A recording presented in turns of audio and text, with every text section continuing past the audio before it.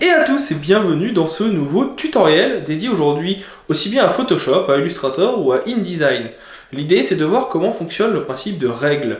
Qu'est-ce que les règles, comment modifier les unités de mesure et où est-ce qu'on peut les trouver. Autant d'éléments qui peuvent paraître simples quand on a l'habitude du logiciel et qui pourtant, quand on débute, peuvent permettre ou perdre un petit peu les gens. Donc aujourd'hui, je vous propose de revoir cette petite fonctionnalité de base pour pouvoir placer vos repères, modifier si vous êtes en pixels ou en centimètres suivant le projet que vous êtes en train de réaliser, et ainsi pouvoir réaliser et paramétrer votre document de façon optimale. Si vous avez des questions, je reste comme d'habitude disponible dans la section commentaires, n'hésitez pas, ça sera avec plaisir que je viendrai vous aider. Si la vidéo vous a plu, un like, un partage, un abonnement, c'est ce qui permet à la chaîne de continuer à vivre, parce que c'est ce qui permet de développer son référencement. Et donc pour ça, je compte sur vous. Je ne vais pas plus continuer dans le blabla, on attaque donc tout de suite cette petite astuce. Passons donc à notre petite astuce. Comme dit en introduction, aujourd'hui je vous propose de venir revoir un élément qui est pour moi une base dans InDesign et qui est pourtant très utile. C'est le changement d'unité de mesure. Pourquoi je souhaite revenir sur ça? Tout simplement parce que c'est quelque chose qu'on a tendance à oublier, mais à un moment on peut recevoir des commandes en centimètres, en millimètres, puis après devoir les passer en pixels. C'est toujours un petit peu compliqué. Et surtout dans le logiciel, tout est paramétré de telle façon que quand vous ouvrez un document avec une unité de mesure spécifique, tout sera dans cette unité de mesure. Il existe plusieurs possibilités de modifier celle-ci. La première, et la plus connue, c'est de venir faire un CTRL R qui va faire apparaître les règles. Les règles, je rappelle, c'est les éléments qui sont présents en haut et à gauche. Vous voyez ici qu'ils ont une unité de mesure spécifique qui va permettre de venir mesurer. Comment savoir quelle est l'unité d'un document que vous avez ouvert?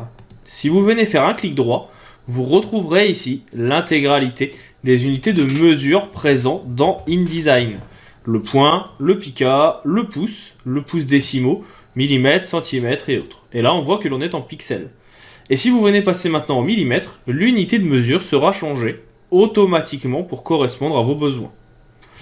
Vous voyez également que le 0 commence à l'angle en haut à gauche. Je rappelle que ce morceau et cette référence peut être changée. Vous pouvez maintenant demander par exemple à ce qu'elle soit au coin où je viens de placer mon élément. Pour ça, il suffit de prendre le coin en haut à gauche des règles, où elles se croisent, et de venir placer le nouvel endroit. Si vous voulez réinitialiser, vous double-cliquez sur ce point, ça vient le remettre à 0. Il est également possible de venir changer les unités de mesure dans tous les endroits où vous pouvez venir définir une unité de mesure. Par exemple, ici, si vous venez dans Propriétés, vous voyez que là, tout est en pixels pour les marges. Alors que ici, on est bien pourtant en millimètres. Mais si vous venez par exemple mettre une marge dans votre document, vous voulez que ça soit à 25 mm ou à 30 mm, vous venez juste écrire 30 mm et automatiquement la marge s'adapte. Même si elle continue d'être écrite en pixels, vous pouvez quand même écrire dans une autre unité de mesure suivant vos besoins. C'est quelque chose qui est souvent oublié et pourtant ça permet de gagner pas mal de temps. Il en va de même si vous devez venir faire ici un placement avec un objet. Si vous cliquez, vous voyez que automatiquement la largeur est remplie en millimètres. Peut-être que vous souhaitez que la hauteur soit elle-même écrite en millimètres ici. Donc là, vous pouvez très bien venir écrire 35 mm et vous aurez donc un carré qui correspondra à ce que vous avez écrit. Donc là, j'ai bien 35 sur 35. Et si vous vérifiez ici, vous venez le sélectionner, vous voyez qu'il est bien écrit ici en millimètres. Malheureusement, faites bien attention, les deux ne sont pas toujours dans les mêmes unités. Tout simplement parce que tout à l'heure, vous n'avez changé que la règle du haut en millimètres. Si vous voulez que l'autre règle soit aussi en millimètres, il faut venir faire un clic droit dessus et le modifier. Et ça modifiera automatiquement partout. Si vous voulez changer les deux d'un coup, je vous invite à venir vous mettre sur le point en haut à gauche. Et là, si je mets centimètres, tout passera automatiquement en centimètres, aussi bien ce qui est à gauche que ce qui est en haut. Donc c'est une petite spécificité qu'il est important de prendre en main et de connaître, parce que si vous n'y pensez pas, forcément, ça marchera beaucoup moins bien. Il faut savoir que cette unité de mesure, elle est définie au début et à l'ouverture de votre document.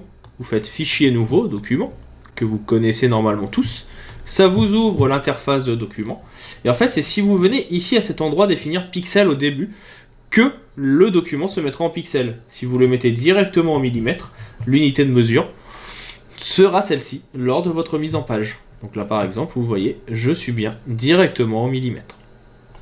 Donc voilà pour cette petite vidéo InDesign, à savoir que ce que je viens de vous présenter là, ça marche aussi bien dans InDesign que dans Photoshop, que dans Illustrator.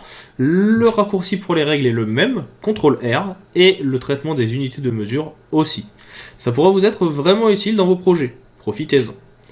Dans tous les cas, pour ma part, j'ai maintenant terminé avec cette petite astuce. J'espère qu'elle vous aura été utile et vous aura permis de mieux comprendre le fonctionnement des unités de mesure. Si vous avez des questions, je resterai bien sûr disponible dans la section commentaires ou en trade si vous êtes sur tuto.com. Si vous avez des besoins en tutoriel, des effets que vous aimeriez apprendre à créer ou toute autre question, vous pouvez me les poser. Ce sera avec plaisir aussi que je viendrai y répondre.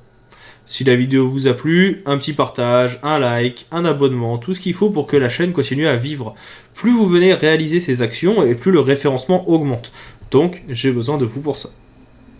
Dans tous les cas, il ne me reste maintenant plus qu'à vous dire à bientôt et à vous souhaiter une bonne continuation dans l'apprentissage de Photoshop et des logiciels de graphisme et d'InDesign bien sûr que nous avons vu aujourd'hui.